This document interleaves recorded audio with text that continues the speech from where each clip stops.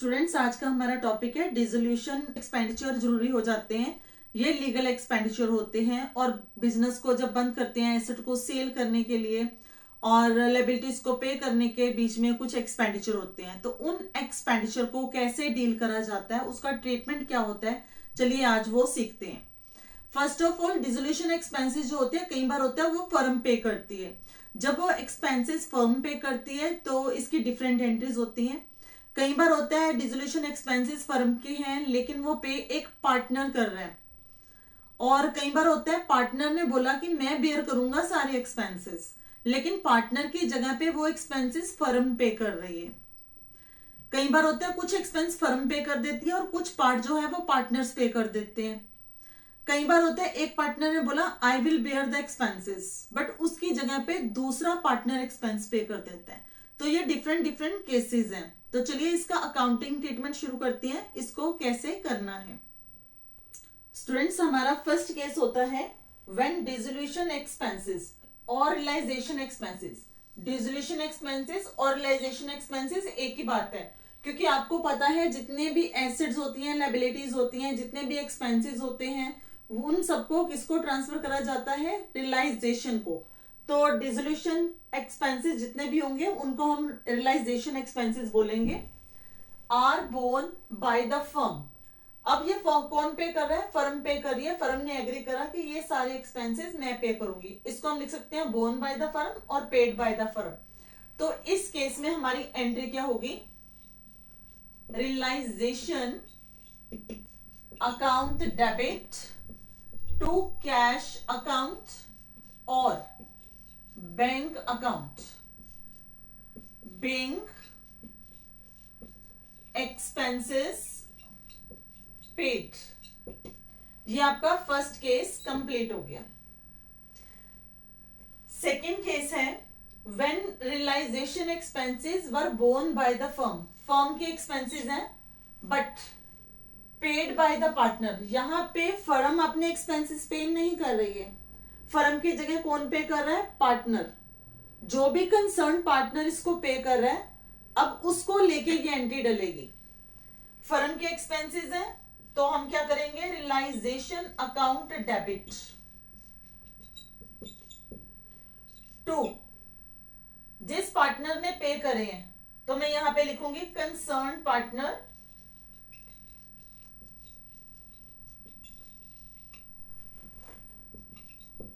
Capital account being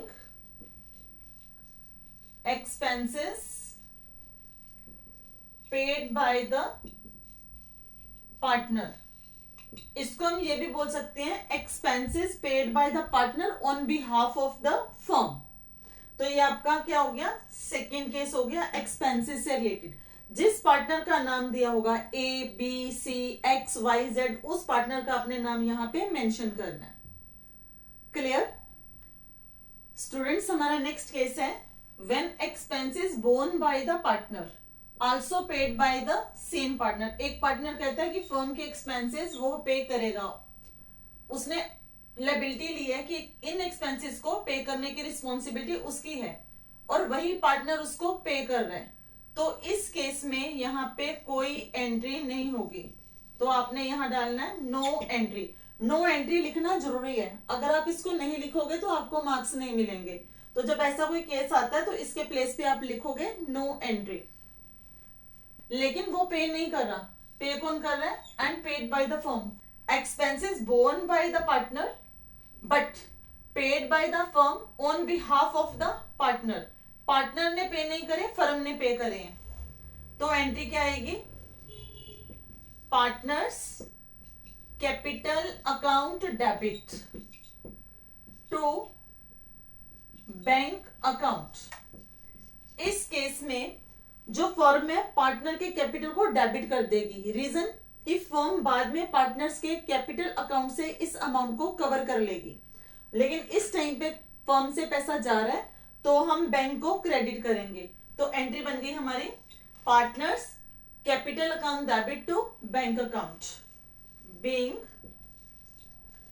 expenses paid by the firm on behalf of the partner. तो ये आपका case complete हो गया। When partner agree to carry out dissolution for an agreed remuneration commission including realization expenses। कई बार क्या होता है, partner agree करता है कि जो भी डिसोल्यूशन की वर्क है, जो भी उसको बंद करने की फॉर्मेलिटीज हैं, वो पूरी करेगा। उसके बदले में उस क्या लेगा, रिमुनरेशन लेगा, या वो क्या लेगा, कमीशन लेगा।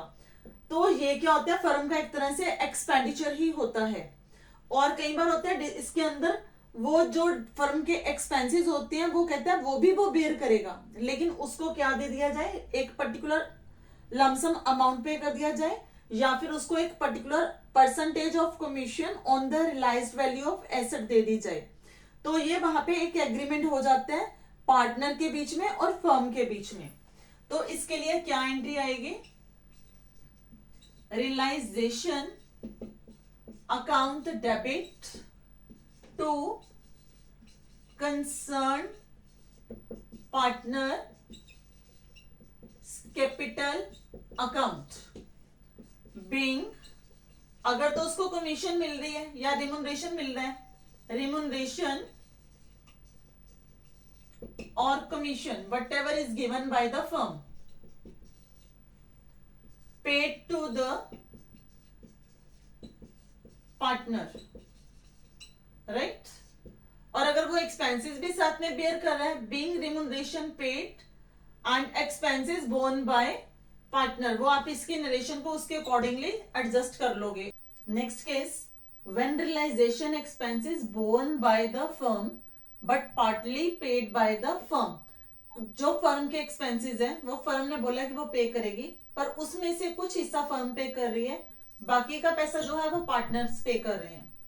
तो यहां पे एंट्री आएगी आपकी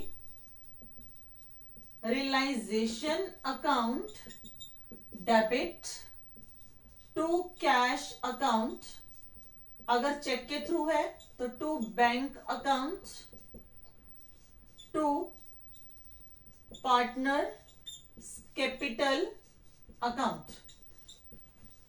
जितना पैसा फर्म ने पे करा है, amount paid by the firm, वो उसके आगे आएगा to cash, amount paid by the firm, amount paid by the partner.